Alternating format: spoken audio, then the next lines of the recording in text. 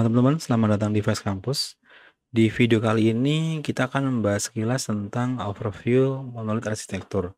Ya, seperti yang kita tahu ya, di monolit ini biasanya akan berupa satu aplikasi besar ya, satu aplikasi besar. Di dalamnya ada banyak modul. Nah, contoh misalkan di sini aplikasi untuk toko online. Di sini ada API Gateway ya, jembatan sebelum ke backend service. Kemudian di dalam backend service ada modul untuk account, untuk order, untuk produk, untuk pengiriman order, kemudian untuk toko. Aplikasi ini juga digunakan baik untuk dari akses dari web misalkan ataupun dari mobile, Android, iOS atau mungkin web mobile, dan juga digunakan oleh karyawan internal untuk keperluan administrasi. Jadi satu aplikasi besar dipakai oleh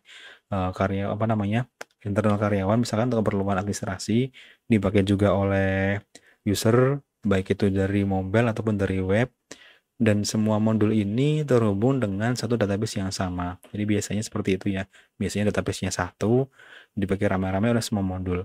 Nah, kebayang di sini misalkan ada data account, data order, data produk, hingga data toko, semua di database yang sama.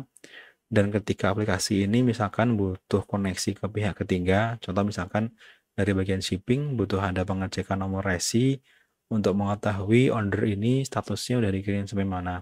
Maka dari aplikasi ini berarti bakal butuh cek ke database shipping untuk dapetin nomor resinya, kemudian dikirimkan ke third party ya, pengecekan resi dari third party mengembalikan respon data pengiriman, baru dikembalikan ke user.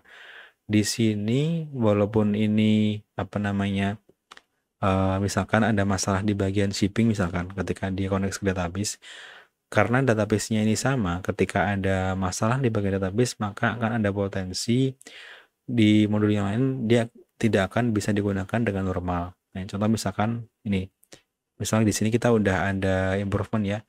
Misal kita udah bisa untuk penulisan ke database kita arahkan ke master, kemudian untuk baca dari database kita arahkan ke sleeve. Walaupun kita udah bisa seperti ini, tetap saja karena ini monolit, semua modul ini masih di satu aplikasi yang sama dan masih mengarah ke database yang sama.